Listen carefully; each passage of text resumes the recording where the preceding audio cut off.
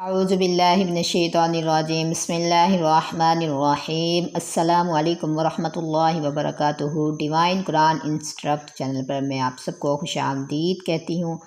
اور اللہ تعالیٰ سے امید کرتی ہوں کہ سب خیر و عافیت سے ہوں گے، اور اللہ تعالیٰ سے دعا کرتی ہوں کہ اللہ تعالیٰ سب کو خوش رکھے۔ اور ہم نے پچھلے سبق میں ہمارے حروف مفردات کی تختی جو تھی کمپلیٹ ہو چکی تھی، اور اس میں ہم نے صفات اور مخارج کو پڑھا تھا، اور میں اب آپ کو مخارج جو ہے مزید تفصیل سے اور بہت ہی آسان طریقے سے سمجھانا چاہتی ہوں۔ اس وجہ سے میں نے یہ جو چارٹ ہے یہ میں نے بنایا ہے، تیار کیا ہے، تاکہ مخارج کو مزید آسان طریقے سے سمجھنے میں آسانی ہو۔ اور اللہ تعالیٰ سے دعا ہے کہ اللہ تعالیٰ ہمارے لیے ہماری اس محنت کو اور ہماری اس پڑھنے کو سمجھنے کو آسان فرما دے، اور ہماری اس محنت کو قبول فرمائے۔ اور اللہ تعالیٰ سے دعا کرتے ہیں رب اشرح لی صدری ویسر لی امری واحلل عقدۃ من لسانی یفقہوا قولی رب زدنا علما رب زدنا علما رب زدنا علما رب یسر ولا تعسر وتمم بالخیر وبک نستعین۔ کل حروف مفردات کی تعداد جو ہے 29 ہے، کل حروف مفردات کی تعداد 29 ہے، اور ان کے کل مخارج جو ہیں 17 ہیں،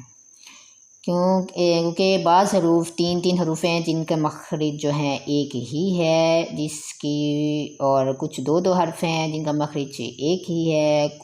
اس وجہ سے میں نے ان کو اکٹھا کر کے بہت ہی آسان ہی طریقے سے سمجھانا چاہتی ہوں میں۔ مخرج نمبر 1 الف واو یا، ان تینوں کا مخرج ایک ہے جب یہ مدہ ہوں، منہ کے خالی حصہ سے ادا ہوتے ہیں اگر یہ مدہ ہوں۔ الف جو ہوتا ہے ہمیشہ آواز کے لیے ساؤنڈ کے لیے ہی آتا ہے، لیکن اگر یہ مدہ ہو تو یہ منہ کے خالی حصہ سے ادا ہوتا ہے، یعنی کہ الف واو یا، ان تینوں کا مخرج ایک ہے۔ مخرج نمبر 2 تا طو دال، زبان کی نوک اور سامنے کے دو دانتوں کے مسوڑے، اس سے تا طو دال ادا ہوتے ہیں۔ یہ تین حروف کا مخرج ایک ہی ہے۔ مخرج نمبر 3 صا لال را، زبان کی نوک اور سامنے کے دو دانتوں کا نیچے والا کنارہ، اس سے صا لال را ادا ہوتے ہیں۔ ان تین کا مخرج بھی سیم ہے، ایک ہے۔ مخرج نمبر 4 جیم شین یا، زبان کا درمیان جب اوپر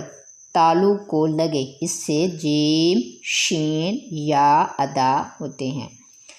مخرج نمبر 5 زا سین صاد،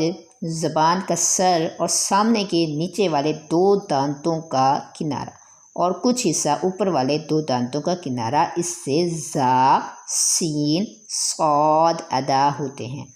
یہ حروف تو 5 مخرج ایسے تھے جن میں مطلب یہ تین حروف کا ایک ہی مخرج تھا۔ اس کو میں نے اس طرح ترتیب دیا ہے آسانی کے لیے۔ حروف حلقی، آگے حروف حلقی 6 ہیں، حمزہ ہا عین ہا غین خا، یعنی کہ یہ حلق سے نکلنے والے 6 حروف ہیں، لیکن ان میں فرق یہ ہے کہ کچھ اوپر والے حلق کے کچھ اوپر والے حصہ سے نکلتے ہیں، کچھ درمیان والے حصہ سے نکلتے ہیں، اور کچھ بالکل نیچے والے حصہ سے نکلتے ہیں۔ مخرج نمبر 6 حلق کا درمیان والا حصہ، حلق کا درمیان والا حصہ، اس سے ہا عین ادا ہوتے ہیں۔ آپ نے حلق کے درمیان پہ اپنا یعنی کہ ہاتھ رکھ کے چیک کرنا ہے کہ کیا ہمارا ہا اور عین جو ہے حلق کے درمیان والے ہی حصہ سے نکل رہا ہے، اس کا مخرج یہی ہے، یہیں سے ہی نکل رہا ہے۔ مخرج نمبر 7 حلق کا اوپر والا حصہ، اس سے غین خا ادا ہوتے ہیں، یعنی کہ حلق کا وہ حصہ جو منہ کے قریب ہے، اس سے غین خا ادا ہوتے ہیں۔ مخرج نمبر 8 حلق کا نیچے والا حصہ، اس سے حمزہ اور ہا ادا ہوتے ہیں، یعنی کہ حلق کا وہ حصہ جو سینہ کی طرف ہے، اس سے حمزہ اور ہا ادا ہوتے ہیں، یعنی کہ آپ نے اپنے حلق کے نیچے والا حصہ جو سینہ کی طرف ہے وہاں پہ آپ نے اس کو پڑھتے وقت ہاتھ رکھ کے آپ نے اندازہ لگانا ہے، چیک کرنا ہے کہ یہیں سے ہمارا یہ حرف، ہمارے حروف یہیں سے ادا ہو رہے ہیں۔ مخرج نمبر 9